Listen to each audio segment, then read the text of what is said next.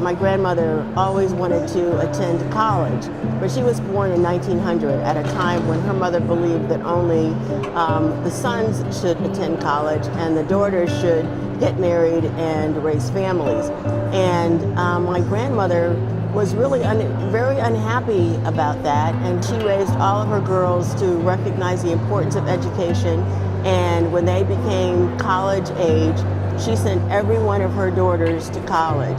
Michelle Obama, who has been an inspiration to me as a woman of color, who has, come from humble beginnings, and she is the epitome to me of Black excellence, her and BREAUX, of course.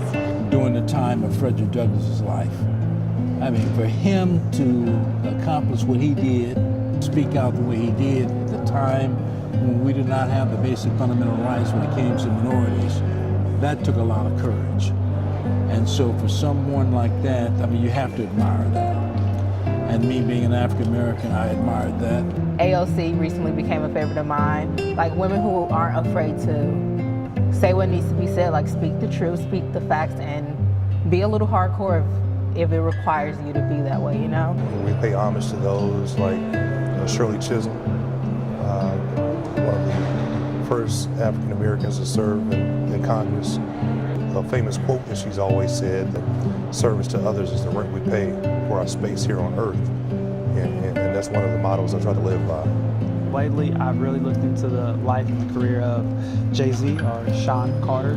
His background, like his upbringing, being similar to mine, lower poverty, class, single parent for the most part, and just the fact that he is a true testament of a rags to riches story, American dream. I say Nelson Mandela, just because spending 27 years in prison and being able to still come out, be a president, and also fight for equality and multiracial elections. My dad would probably be my biggest inspiration for goals and just personal growth.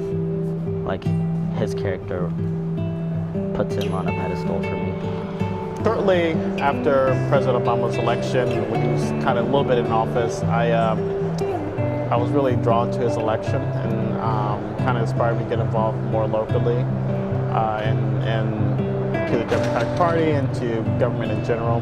And when I did that, my freshman year, I ran for student council president, and I managed to stay president all 4 years in high school. So, and then that inspired me to go and pursue a political science degree at IUPUI. A guy like Nat Turner, okay, a lot of people don't know the story about Nat Turner, about his heritage and where he came from. They know a lot about what he did when he was here and how he was educated, but then he was moved back to be a slave, and he led a slave revolt because he was tired of all the things that happened to him and his family members. I admire a guy like that, a guy that's willing to stand up and say, hey, you know what, I know I'm probably going to die as a result of this, but my death could lead to a lot of things happening better for the people down here.